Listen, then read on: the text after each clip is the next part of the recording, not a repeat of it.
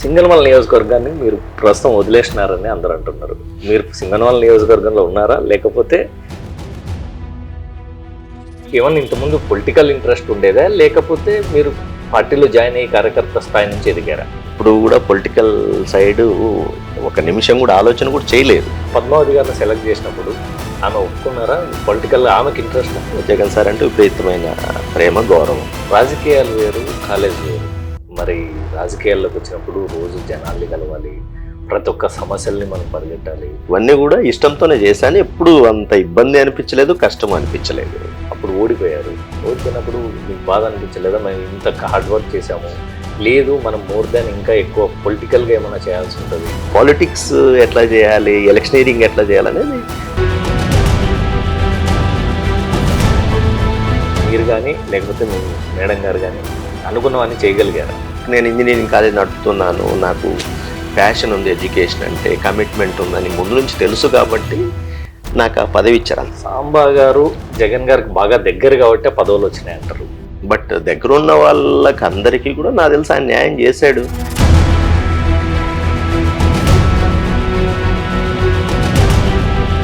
ఎందుకు మరి బాగా కొంచెం అసంతృప్తి కూడా ఎక్కువ పెరిగింది మీరు ఉన్న పదవిలో ఉన్నంత కాలం?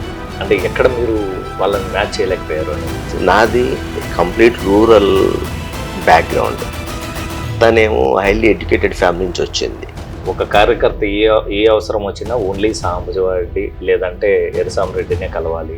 My family is my strength. ఎందుకు అంత వ్యతిరేకత వచ్చింది వాళ్ళ అంటే మండల స్థాయి లీడర్ల నుంచి, మీకు ముఖ్యంగా రెడ్ల నుంచి? ఆబ్వియస్లీ పాలిటిక్స్లో ప్రతి ఒక్కరూ ఆపర్చునిటీ కోసం చూస్తారు. మీ జిల్లా అధ్యక్షులతో కానీ లేకపోతే పెద్దారెడ్డి గారితో కానీ రెగ్యులర్ కలుస్తుంటారు. వీళ్ళంతా కూడా లేట్గా వచ్చిన వాళ్ళు వైఎస్ఆర్ కాంగ్రెస్ పార్టీ, వీళ్ళంతా కాంగ్రెస్లో ఉన్నవాళ్ళు.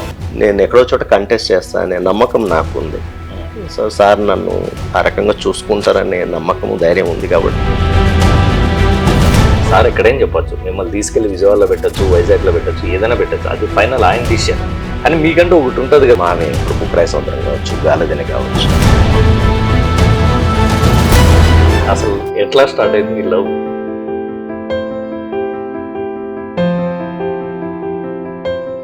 వెల్కమ్ టు ఈహా టీవీ. నేను మీ అంజన్ రెడ్డి. ఈరోజు మన గెస్ట్ వైఎస్ఆర్సీపీ అనంతపురం జిల్లా నేత ఆలూరు సాంబశివారెడ్డి గారు. సాంబశివారెడ్డి గారు నమస్తే. నమస్తే అంజన్ అన్న, మీ ఫ్యామిలీ బ్యాక్గ్రౌండ్ గురించి చెప్పండి. ఒక రైతు కుటుంబం నుంచి మీరు వచ్చారు, రైతు ఫ్యామిలీ నుంచి వచ్చారు. ఎలా సాధ్యమైంది ఇంత దూరం ఈ జర్నీ? మీ ఫ్యామిలీ బ్యాక్గ్రౌండ్ తెలుసుకోవాలని ఫస్ట్. ఫ్యామిలీ బ్యాక్గ్రౌండ్ అంటే యాక్చువల్లీ మా నాన్నది నిట్టూరు దగ్గర కొత్తపల్లి, యాడికి మండలం. మా అమ్మది సింగనమల మండలం, ఈస్ట్ నర్సాపురం. అంటే యాక్చువల్లీ మేము వీఆర్ 8 సిబ్లింగ్స్, అంటే 6 brothers 2 sisters. సో నేను చెప్పాలంటే చిన్నోని, నా నంబర్ 8 అనొచ్చు. 8 మంది మీరు? 8 మంది. Yeah, 6 brothers and 2 sisters. నేను యంగెస్ట్, చిన్న లాస్ట్. ఆల్మోస్ట్ దాదాపు నేను పుట్టి పెరిగిందంతా ఈస్ట్ నర్సాపురం. అంటే అప్పటికే మా నాన్న అంటే మా అమ్మ వాళ్ళ ఊరికి వచ్చేసారు, షిఫ్ట్ అయిపోయారు కంప్లీట్ గా. సో మేబీ అక్కడ 2-3 మా అన్నోళ్ళు పుట్టినట్టున్నారు, కానీ మిగతా వాళ్ళంతా almost like settled in east Narsapuram. అంటే అగ్రికల్చరే, అంటే మీ ఫాదర్ వాళ్ళంతా చేసి కంప్లీట్ అగ్రికల్చరే. ఇన్ఫాక్ట్ మా ఇంట్లో మా 8 మందిలో 10th క్లాస్ పాస్ అయ్యి ఇంటర్ చదివింది ఐ థింక్ నేను ఒక్కనే. మీరు ఒక్కరే? నేను ఒక్కనే. మేబీ దానివల్లనే మా అమ్మ నాన్న నన్ను బాగా ఎంకరేజ్ చేసినట్టున్నారు. బాగానే చదివేవాడిని. Up to 5th east Narsapuram మామూలుగా హై స్కూల్ ఉంటుంది కదా, స్కూల్లో. తర్వాత సింగనమల జెడ్పీ హై స్కూల్లో 10th వరకు. ఇంటర్ 2 years మాత్రం ఏదో ఇంకా బాగా చదువుతున్నా కదా, కొంచెం ఇంగ్లీష్ మీడియం చదవాలని అడిగేవాడిని నేను. సో ఇంటర్ ఒంగోలు పంపించారు. ఓకే. ఒంగోలు ఏ college? Ongole SSN junior college అని, అప్పట్లో బాగానే ఉండేది. సో అక్కడ అయిన తర్వాత ఇంజనీరింగ్ లో సీట్ నాకు జేఎన్టీయూ అనంతపురం వచ్చింది, క్యాంపస్. ఇంకా సో 96-2000 అది బీటెక్ ఇక్కడే. సో 2000 అయిన తర్వాత ఐ థింక్ 2001లో నేను కర్నూలు దగ్గర కొట్టం తులసిరెడ్డి ఇంజనీరింగ్ కాలేజ్ అని ఒకటి ఉంది. సో అక్కడ లెక్చరర్ గా జాయిన్ అయ్యాను. సో జాయిన్ అయ్యాను, అక్కడ 7 years పనిచేశాను. సో పనిచేసే క్రమంలో అంటే లైక్ టీచింగ్తో పాటు అడ్మిషన్స్ ఇన్ఛార్జ్ గాను, ట్రైనింగ్ అండ్ ప్లేస్మెంట్స్ చూసేదా, అంటే ఓవరాల్గా అడ్మినిస్ట్రేషన్లో కూడా బాగానే ఇన్వాల్వ్ అయ్యాను. సో మేబీ ఆ ఇన్వాల్వ్మెంట్ వల్ల అండ్ ఆ రోజుల్లో ఇక్కడ మేబీ 1 or 2 ఇంజనీరింగ్ కాలేజెస్ ఉండేటివి. మేబీ నాకు అప్పుడు అనిపించింది మేబీ మన ఏరియాలో ఒక మంచి ఇంజనీరింగ్ కాలేజ్ అవసరం ఉంది అని. సో ఆ థాట్ ప్రాసెస్సే నన్ను 2007లో అక్కడ జాబ్ రిజైన్ చేసి ఇక్కడికి వచ్చి ఇంజనీరింగ్ కాలేజ్ ఎస్టాబ్లిష్ చేసే పరిస్థితి కల్పించింది. ఇప్పుడు 8 మంది పిల్లలు అంటే మీ ఫాదర్ కానీ మదర్ కానీ చాలా హార్డ్ వర్క్ చేసింది. అంటే పొలం ఉన్న చాలా ఉందా, అంటే వ్యవసాయం చేయడానికి?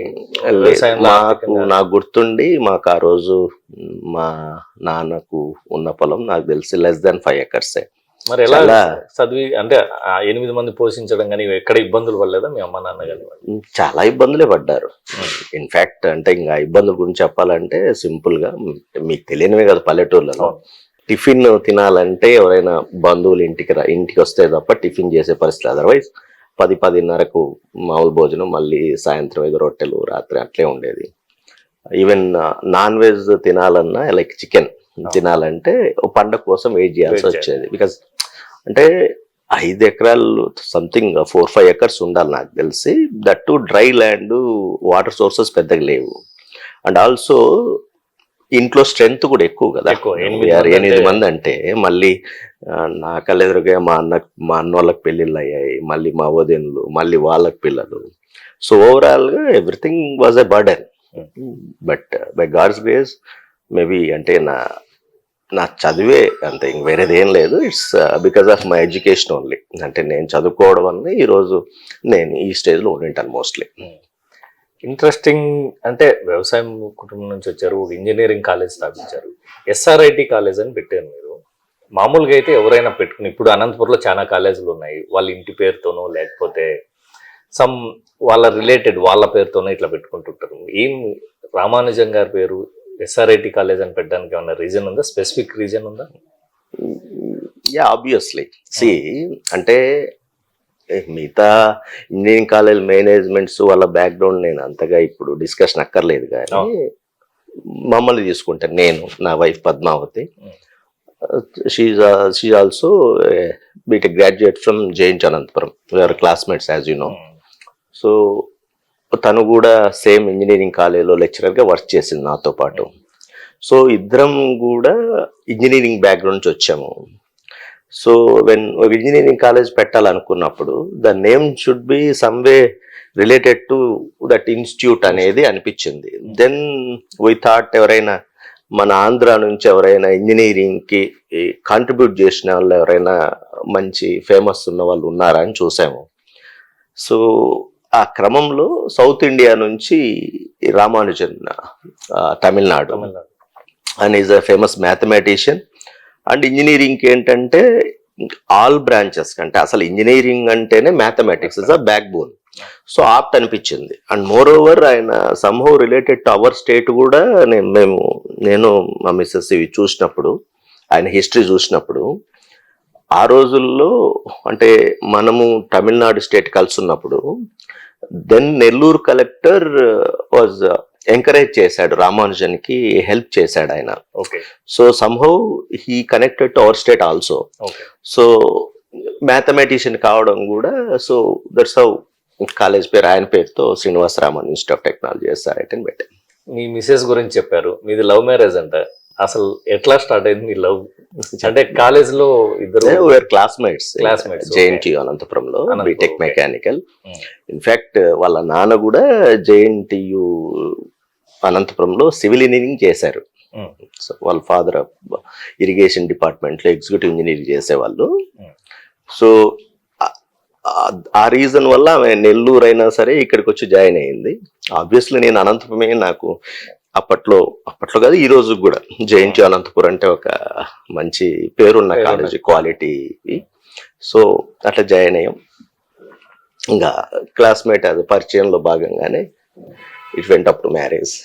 2004లో మీ మ్యారేజ్ అయింది. అంటే అప్పుడు బాగా ఇంకా ఇంత డెవలప్మెంట్ కానీ ఇంత మైండ్ మెచ్యూరిటీ లేదు జనాల్లో కానీ ఫ్యామిలీస్ లో కానీ.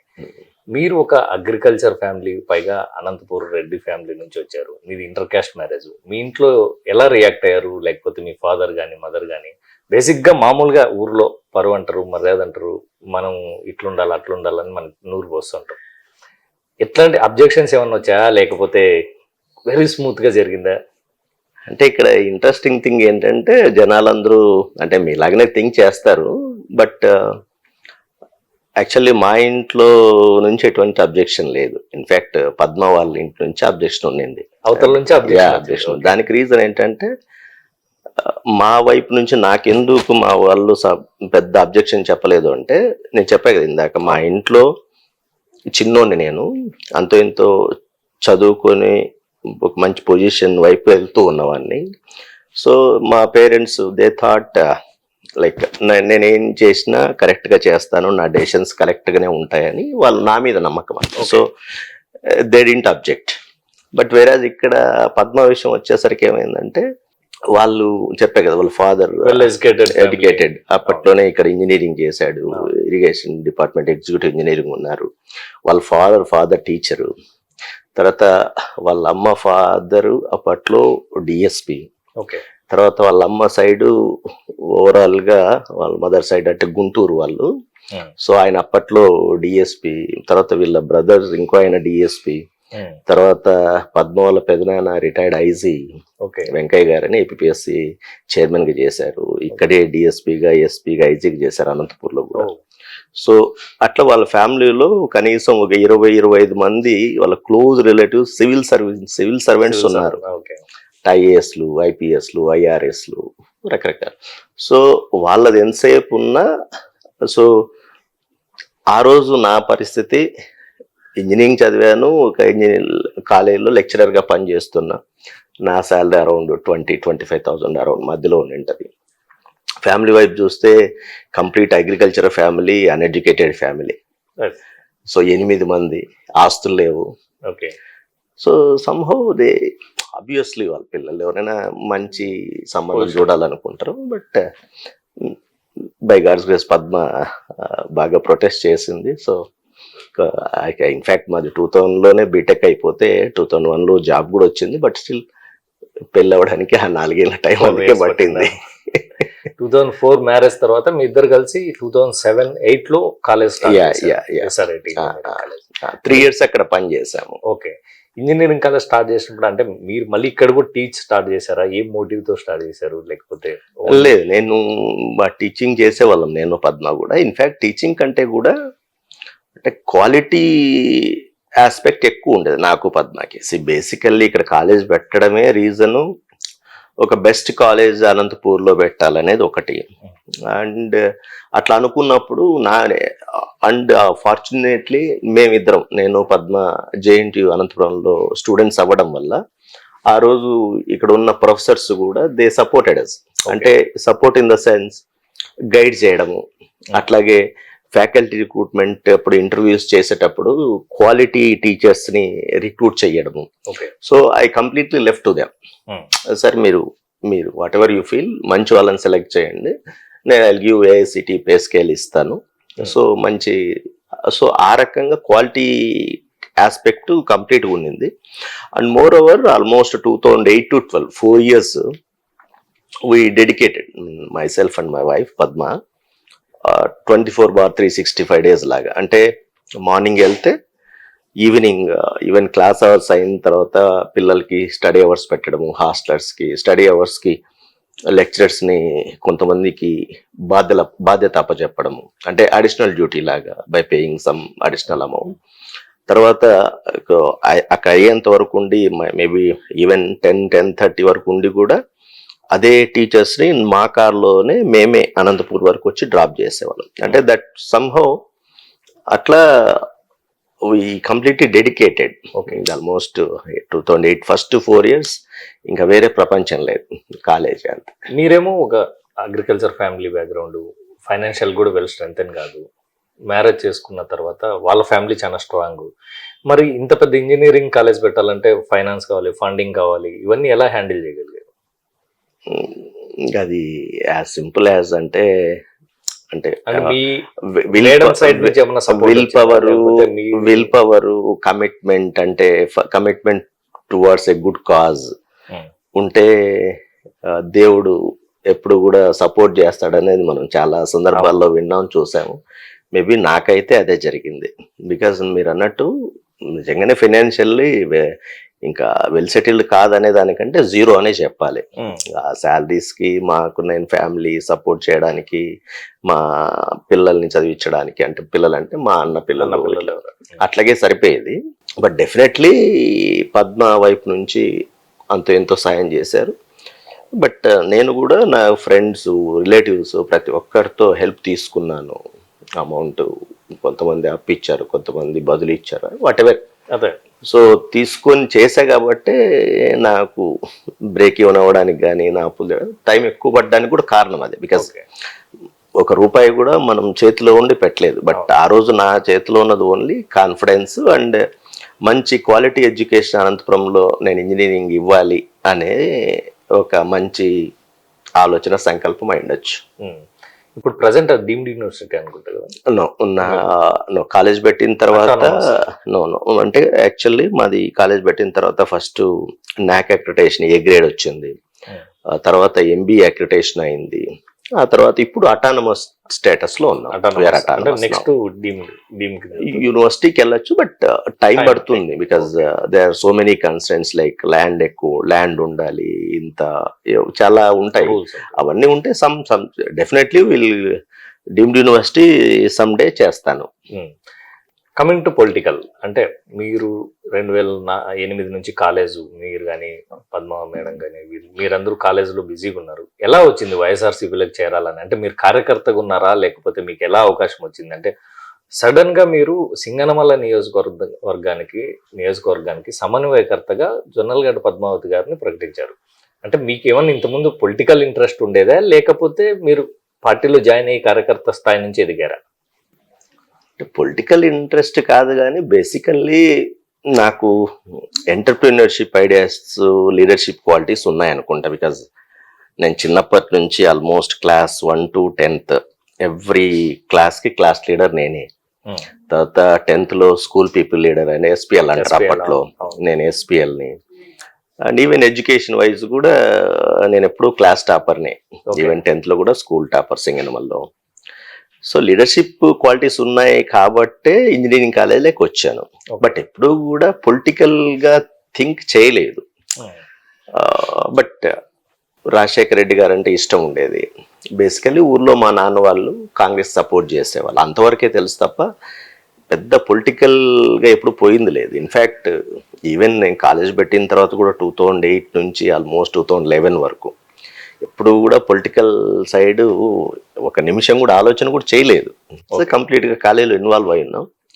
బట్ సంహవ్ రాజశేఖర రెడ్డి గారు చనిపోయిన తర్వాత వెన్ మా ఇప్పుడు లీడర్ మా జగన్మోహన్ రెడ్డి గారు ఎప్పుడైతే కాంగ్రెస్ నుంచి బయటకు వచ్చి పార్టీ పెట్టారో, ఆ రోజు చాలా కాన్స్టిట్యుయెన్సీస్ లో అప్పుడున్న కాంగ్రెస్ వాళ్ళు ఆయన మీద ప్రేమతో రిజైన్ చేసి చాలా మంది వచ్చేసారు. ఇంకొంతమంది మామూలుగా స్వచ్ఛందంగానే పొలిటికల్ వేరే పార్టీలో లేదంటే అవకాశాలు రాకుండే వాళ్ళు ముందుకు వచ్చారు. Singanamala is a peculiar because it's reserved constituency. ఆ రోజు Shailajanath garu I think minister గా ఉన్నారనుకుంటే, ఎమ్మెల్యే మినిస్టర్ ఉన్నారు. సో ఆయనేమో కాంగ్రెస్ లో ఉండిపోయారు. So there was a vacuum for this constituency from YSR Congress party. Okay.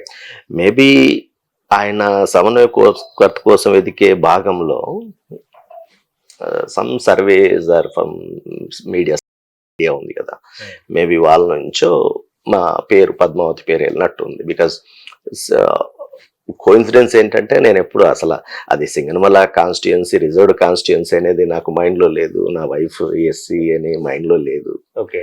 And college అక్కడ పెట్టడానికి కూడా కారణం అప్పుడు ఆ రోజుల్లో ఈ హైవేకి అయితే రేట్లు చాలా ఎక్కువ ఉన్నాయి.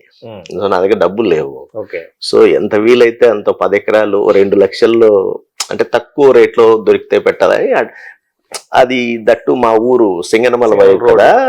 సో ఆ రోడ్డుకి వెళ్ళాను అంతే తప్ప అది అనుకోకుండా అది సింగనమల కాన్స్టిట్యుయెన్సీలో ఉండడము, కాలేజ్ ఉండడము, మేబీ ఆల్ రీజన్స్ తో ఆయన పద్మావతిని సెలెక్ట్ చేసినట్టున్నారు. ఓకే. అంటే స్టార్టింగ్ పద్మావతి గారిని సెలెక్ట్ చేసినప్పుడు ఆమె ఒప్పుకున్నారా? పొలిటికల్ ఆమెకి ఇంట్రెస్టా, మేడం గారికి ఇంట్రెస్ట్ అయినా? ఇన్ఫ్యాక్ట్ ఆమెకి ఇంట్రెస్ట్ లేకుండా ఉండింది. ఈవెన్ నేను చెప్పిన తర్వాత కూడా నేను కలిసి వచ్చాను, సార్ జగన్ సార్ ఇట్లా అన్నారని కూడా చెప్పాను. బట్ స్టిల్ మనకెందుకబ్బా కాలేజ్ నడుపుకున్నాము అట్లాగే ఉండింది. బట్ వన్ డే సారు ఈ అప్పుడు ఓదార్పు యాత్ర చేస్తున్నారు కదా, సో పార్ట్ ఆఫ్ ఓదార్పు యాత్ర కాలేజీలో స్టే చేశారు, మన కాలేజీలో సార్ స్టే చేశారు. Okay. Next day morning sir was talking to us, అంటే నన్ను పద్మని పిలిచాడు అర్లీగా పొద్దున్నే. ఓకే. సో మాతో మాట్లాడేటప్పుడు చెప్పాడు, అంటే యంగ్ ఎడ్యుకేటెడ్ మనలాంటి వాళ్ళము రాజకీయాల్లోకి వస్తే చేంజ్ చూపించాలి, అంటే రొటీన్ పొలిటీషియన్ కు మనకు తేడా చూపించాలి. ఎనీహౌ మీకు మంచి ఎడ్యుకేషన్ బ్యాక్గ్రౌండ్ ఉంది అండ్ యువర్ ప్యాషన్ టువర్డ్స్ ఈ క్వాలిటీ ఎడ్యుకేషన్ ఇస్తున్నారు. సో సంహౌ ఇంకా నెక్స్ట్ స్టెప్ ఇంకొంచెం ఇంకా మీరు సర్వీస్ చేస్తున్నారు ఆల్రెడీ, ఇంకా మీ సర్వీస్ని ఎక్స్పాండ్ చేయొచ్చు కదా వైస్ అని సార్ చెప్పడం వల్ల తను ఎస్, ఇన్ఫ్యాక్ట్ తనకు కూడా జగన్ సార్ అంటే విపరీతమైన ప్రేమ గౌరవం. ఓకే. సో సార్ చెప్పిన తర్వాత somehow she also agreed. So లేదు చేస్తాను అని. రాజకీయాలు వేరు, కాలేజ్ వేరు. మరి రాజకీయాల్లోకి వచ్చినప్పుడు రోజు జనాల్ని కలవాలి, ప్రతి ఒక్క సమస్యల్ని మనం పరిగెట్టాలి, వాళ్ళ సమస్యలు మన సమస్యల్లో ఫీల్ అవ్వాలి, తర్వాత ఎప్పుడు కూడా జనాలతో టచ్లో ఉండాలి. దీనికి తోడు పార్టీలోనే మీకు టికెట్ వస్తుందంటే ఎన్నిక లాగే వాళ్ళు ఎక్కువ మంది ఉంటారు. ఇట్లాంటివన్నీ మీకు ఫేస్ అయినాయా ఫస్ట్ టర్మ్లో? ఏం పెద్దగా అవ్వలేదు, చెప్పాను కదా. అంటే బాగానే మేబీ నాది ఎస్పెషల్లీ నాది విలేజ్ బ్యాక్గ్రౌండ్ కావడము అండ్ పెద్ద ఫ్యామిలీ, చెప్పే కదా వీఆర్ 8 అండ్ తర్వాత మా మేనమామలు అదే ఊర్లో. సో అంతా చాలా కలిసి బాగుండే వాళ్ళం. సో నాకు అదేం పెద్ద కష్టం కొత్త అనిపించలేదు. I never felt that. చాలా అంటే హ్యాపీగానే చేశాను అవన్నీ కూడా, ఇష్టంగానే. అంటే పబ్లిక్తో కలవడం, వాళ్ళ సమస్యలు వినడం, మనం ఏదో చేయడానికి ప్రయత్నం చేయడము ఇవన్నీ కూడా ఇష్టంతోనే చేశాను. ఎప్పుడు అంత ఇబ్బంది అనిపించలేదు, కష్టం అనిపించలేదు. 14లో పోటీ చేశారు మీ మిసెస్ గారు, అప్పుడు ఓడిపోయారు. ఓడిపోయినప్పుడు మీకు బాధ అనిపించలేదా? మేము ఇంత హార్డ్ వర్క్ చేసాము, లేదు మనం మోర్ దాన్ ఇంకా ఎక్కువ పొలిటికల్గా ఏమైనా చేయాల్సి ఉంటుంది, మనం ఇలా కాదు అని? ఇన్ఫాక్ట్ బాధపడ్డాం, అంటే బాగానే తిరిగాము, but lack of political experience అనిపించింది క్లియర్ గా. చెప్పే కదా నేను అప్పటికి ఎప్పుడు ఒక ఈవెన్ సర్పంచ్ స్థాయి ఎలక్షన్ కూడా చేయలేదు, చూడలేదు. అట్లాంటిది విత్ ఇన్ 2 years, అంటే 11లో సార్తో 11 నుంచి ట్రావెల్ అయ్యగానే యాక్టివ్ గా 12 నుంచి కాన్స్టిట్యూన్స్ లో తిరగడం మొదలెట్టాం నేను మా వైఫ్. సో ఎలక్షన్, రాజకీయ అన్ని కొత్తనే. But only thing is public లో తిరుగుతున్నాం, పబ్లిక్ తో బాగా మాట్లాడుతున్నాం, వాళ్ళ సమస్యలు వింటున్నాం, వాళ్ళ సమస్యల్ని తీర్చే ప్రయత్నం చేశాను తప్ప పాలిటిక్స్ ఎట్లా చేయాలి, ఎలక్షనీరింగ్ ఎట్లా చేయాలనేది ఆబ్వియస్లీ అది నాకు కొత్తనే. మేబీ ఆ రీజనే అనిపించింది, అంతేగాని నో రిగ్రెట్స్.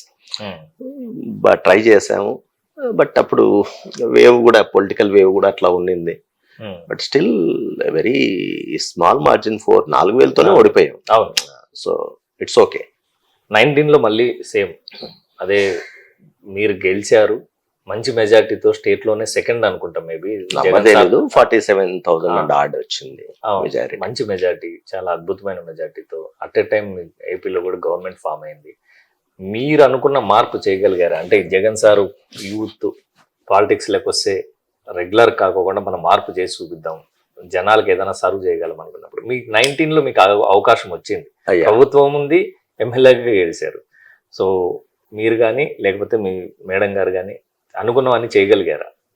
డెఫినెట్లీ, అంటే చాలా వరకు చేస్తాము. అంటే బెస్ట్ ఎగ్జాంపుల్ మీకు సింగనమల చెరువు లోకలైజేషన్ అనే పాయింట్ ఆల్మోస్ట్ లాస్ట్ 40 years నుంచి ప్రతి ఎలక్షన్లోనూ ఇర్రెస్పెక్టివ్ ఆఫ్ పార్టీస్, ప్రతి పొలిటికల్ పార్టీస్ నుంచి నిలబడ్డ వాళ్ళు మేము గెలిస్తే ఈ చెరువును లోకలైజ్ చేస్తామని మాట్లాడిన వాళ్ళే. బట్ ఎప్పుడు జరగలేదు. ఈవెన్ ఇన్ఫ్యాక్ట్ మేము ఎలక్షన్స్ అప్పుడు అది చెప్దాం అనుకున్నాం కానీ ప్రామిస్, మా మిస్సెస్ డెనైడ్. ప్రామిస్ చేయడం ఎందుకు, వీళ్ళు సిన్సియర్గా ట్రై చేసి చేద్దాంలే, ముందే ప్రామిస్ చేయడం ఎందుకు అని. బికాజ్ అంటే దానికి కూడా రీజన్ ఏంటంటే ఇవన్నీ అంటే ప్రతి ఒక్కరూ చెప్పి అదేదో ఇంక మనం చెప్పడం వల్ల ఉపయోగం లేదు, మనం చేసి చూపిద్దాం అన్నట్టుగా మా మేడం అన్నారు. సో సంహవ్ ఫస్ట్ లో నేను కూడా కొన్ని స్టేజెస్ లో ఇది అవుతుందా మనం కాని దానికి ట్రై చేస్తున్నామేమో అనిపించింది. బట్ మా వైఫ్ తను వదలలేదు, అంటే సార్ని కలిసి అంటే ఎందుకు చేయాలి, చేయడం వల్ల అంటే లక్కీలు ఏమైందంటే ఒక ఇయర్ లో చెరువుకు వర్షాల వల్ల నీళ్లు బాగా వచ్చాయి. సో నీళ్ళు వచ్చినప్పుడు ఆ ఏరియా అంతా ఎట్లా ట్రాన్స్ఫార్మ్ అయింది వాళ్ళ లైఫ్ లో, ఎస్పెషల్లీ ఫిషర్మెన్ అండ్ అగ్రికల్చర్ రెండు కూడా ఇద్దరి లైఫ్స్ లో ఎట్లా ట్రాన్స్ఫర్మేషన్ జరిగింది అనేది ఒక కేస్ స్టడీ లాగా తను సార్కి బాగా ఎక్స్ప్లెయిన్ చేసింది. సో ఇట్లా ఉంటుంది సార్, సో చేస్తే ఇది ఎప్పటికీ ఉండిపోతుంది. ఇట్స్ ఈవెన్ అప్పట్లో వైఎస్ రాజశేఖర రెడ్డి గారు కూడా చెప్పారంట చేస్తాము అని. సో వీ షుడ్ డూ అని చెప్తే సార్ ఇమీడియట్ గా రెస్పాండ్ అయ్యి ఆ రోజు ఆయన పర్సనల్ సెక్రటరీని పిలిచి ఇది డెఫినెట్ గా చేయాలి అని గట్టిగా చెప్పాడు. ఆయన చెప్పిన 3 months లోనే లోకలైజేషన్ అయిపోయింది. ఇన్ఫాక్ట్ ఆ చెరువు లోకలైజేషనే కాకుండా ఈ కాన్స్టిట్యున్సీలో ఉన్న మొత్తం చెరువులన్నిటికీ కూడా వాటర్ అలొకేషన్ కూడా తేగలిగాం. అంటే ఇది ఎవరు కూడా ఊహించలా. అసలు ఒక చెరువు లోకలైజేషనే అది కష్టం అనే పరిస్థితి నుంచి ఆ చెరువును లోకలైజ్ చేసాము. అండ్ కాన్స్టిట్యున్సీలో ఉండే మిగతా చెరువులన్నిటికి కూడా వాటర్ అలొకేషన్ జీవో కూడా తెచ్చాము. ఓకే. సో అండ్ ఇంటి దగ్గర మీ ఆఫీస్ స్టాఫ్ని పెట్టేసి ఎవరు వచ్చినా వాళ్ళ గ్రీవెన్సెస్ అటెండ్ చేసి, ఈవెన్ ఆరోగ్యశ్రీ కావచ్చు, సీఎం రిలీఫ్ ఫండ్ కావచ్చు, లేదా ఎనీ ఇష్యూస్ ఒక ఫోన్ నంబర్స్, పరిష్కార వేదిక అని చెప్పి 2 phone numbers ఇచ్చి ఫోన్ నంబర్స్ త్రూఅవుట్ కాన్స్టిట్యుయెన్సీ వీలైనన్ని చోట్ల ఎక్కువ చోట్ల డిస్ప్లే చేశాము. సో ఎవరు కాల్ చేసినా వాళ్ళ గ్రీవెన్సెస్, వాళ్ళ కన్సర్న్స్ విని ఇమీడియట్ గా అడ్రస్ చేసి మళ్ళీ వాళ్ళకి చెప్పే మెకానిజం. సో మాకైతే వీఆర్ 100% సాటిస్ఫైడ్. అంటే మాకు జగనన్న దేవుడు అవకాశం ఇచ్చాడు మా మిస్సెస్ ఎమ్మెల్యే అవ్వడానికి. 100% దాన్ని న్యాయం చేసాం. ఆ 100% తృప్తి కూడా ఉంది డెఫినెట్లీ. జగనన్న అంటే మీ మిసెస్ ఎమ్మెల్యే అయినా కూడా మీకు కూడా మంచి పదవులే ఇచ్చారు. ఒకటి సిఇఓగా ఇచ్చారు ఎడ్యుకేషన్, స్కూల్ ఎడ్యుకేషన్ కోసం. అండ్ తర్వాత కూడా ఆ 2 years టర్మ్ అయిపోయినా కూడా మళ్ళీ అడ్వైజర్, ఏపీ గవర్నమెంట్కి ఎడ్యుకేషన్ అడ్వైజర్గా కూడా మీకు అవకాశం ఇచ్చారు. సో మీరు ఎలాంటి, అంటే మీకు ఆల్రెడీ ఎడ్యుకేషన్ బ్యాక్గ్రౌండ్ ఉంది, మీరు కాలేజెస్ ఉంది, కాలేజ్ ఉంది. సో మీరే కరెక్ట్ అనుకున్నారా ఆయన ఈ ఎడ్యుకేషన్ సంబంధించి మిమ్మల్ని పర్టికులర్గా 2 సార్లు 2 పదవులు కూడా ఎడ్యుకేషన్ రిలేటెడ్ పదవులే ఇచ్చాడు. దీన్ని మీరు స్టేట్ వైడ్ ఏమన్నా మీ సలహాలు కానీ సూచనల వల్ల ఇంప్లిమెంటేషన్స్ కానీ ఎలా జరిగాయి? అంటే నిజంగానే స్వాతంత్రం వచ్చిన తర్వాత ఈ రాష్ట్రంలో ఎడ్యుకేషన్ కి ఒక సీఎం స్థాయిలో ఒక ఆయన పర్సనల్ గా తీసుకొని వాటి మీద రివ్యూ చేసి వాటిల్లో రిఫార్మ్స్ తేవడం అనేది ఎప్పుడు జరగలేదు. సో ఈ జరిగిన దానికి నేనేమైనా చేశానా అని చెప్తే అది అబద్ధం అవుతుంది. బికాజ్ ఆయన లీడర్, విజనరీ. ఇన్ఫాక్ట్ మళ్ళీ విజనరీ అంటే మీరు వేరే, రియల్ విజనరీ. సో ఆయనకు ఆల్రెడీ ఉంది. సో మనం వస్తే అంటే నేను పాదయాత్రలో ఆల్మోస్ట్ ఇడుపులపాయ నుంచి ఇచ్చాపురం వరకు at least once in a week వెళ్ళి ఒకరోజు సార్తో స్పెండ్ నడిచేవాడిని. సో చాలా సందర్భాల్లో డిఫరెంట్ కేటగిరీస్, కమ్యూనిటీస్ వాళ్ళ గ్రీవెన్సెస్ ఇవి చెప్పేటప్పుడు మేజర్ ఈ ఇష్యూస్ లైక్ ఎడ్యుకేషనల్ ఇష్యూస్ కూడా కొన్ని వచ్చేటివి. అండ్ ఓవరాల్ గా ఆయనకు ముందు నుంచి ఉన్నది education only can transform the families, వాళ్ళ లైఫ్స్ అనేది నమ్మాడు కాబట్టి ఆయన కంటిన్యూస్గా ఆలోచన చేసేవాళ్ళు.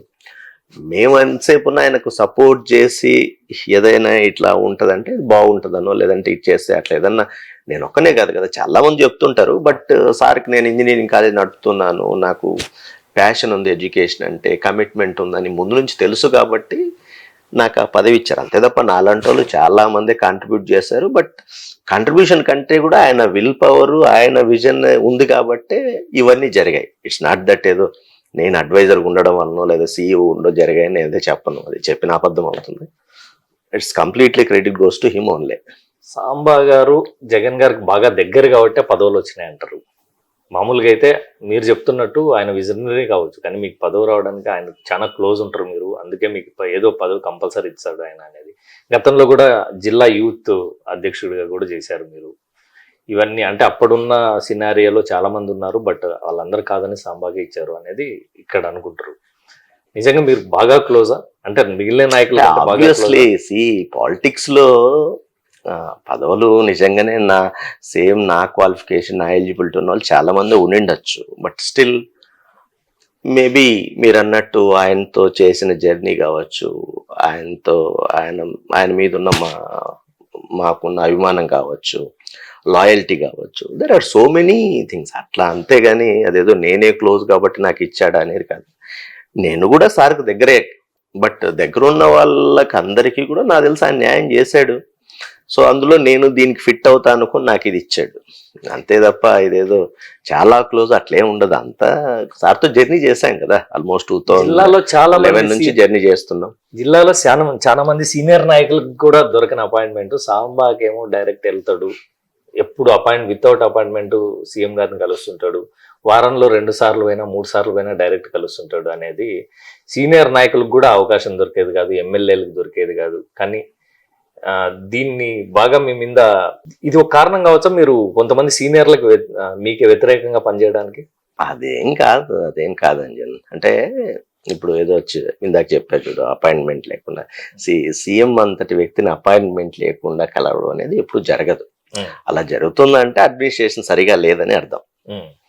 సో నేను నా మీద ఎందుకు ఇట్లా బయట అనుకుంటుంటారంటే, అంటే నిజంగానే నా అదృష్టం నాకు ఆ పదవులు ఇవ్వడంలో, portfolios like CEO school education regulatory commission కావచ్చు, తర్వాత అడ్వైజర్ టు గవర్నమెంట్ ఎడ్యుకేషన్ కావచ్చు. అండ్ ఆయన ఎడ్యుకేషన్ మీద ఎక్కువ మీటింగ్స్ పెట్టాడు. ఇందాక కూడా చెప్పాడు, చాలా పర్సనల్గా తీసుకున్నాడు ఎడ్యుకేషన్ని. So at least once in 2 weeks review meeting జరిగేది. సో రివ్యూ మీటింగ్ లో ఆబ్వియస్లీ నేను ఉన్నాను కదా, సో వెళ్ళేవన్నీ కలిసేవాడిని. అంతే తప్ప ఇట్స్ నాట్ అపాయింట్మెంట్ లేకుండా కలవడం అనేది జరగదు.